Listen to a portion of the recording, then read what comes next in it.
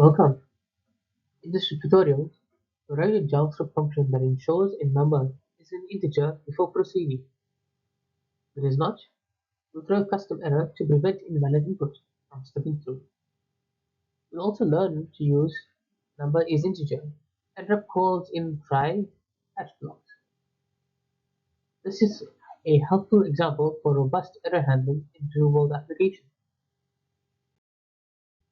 This function checks whether a given input is an integer. If it isn't, it is thrown a custom error with a descriptive message. This is useful for data validation, especially when strict types are required. Let's see the code that powers this behavior.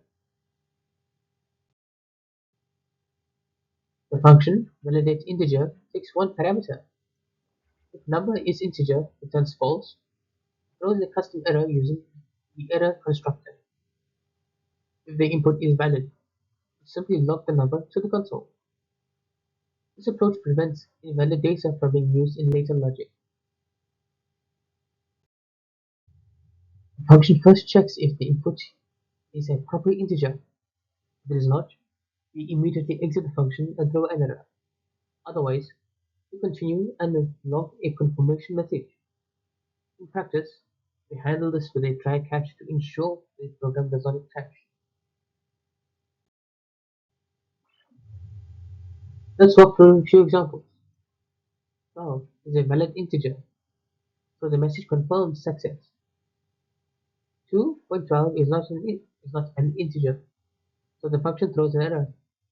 Even the string 10 as a string fails the integer 10. Types matter here. This keeps your input validation reliable. This type of validation is everywhere, from input fields on forms to backend APIs. Ensuring a number is an integer avoids bumps in loops, indexes, and logical checks. It is also a strong pattern to use when preparing for technical interviews. Let's wrap things up with a quick summary. We've created a small but powerful utility to validate integers in JavaScript. By using numbers is integer, we ensure clean input. Throwing custom errors helps catch issues early. Thanks for tuning in.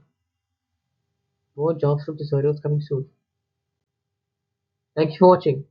If you enjoyed this video, please make sure to like, share, and subscribe for more JavaScript tutorials. I'll see you in the next one.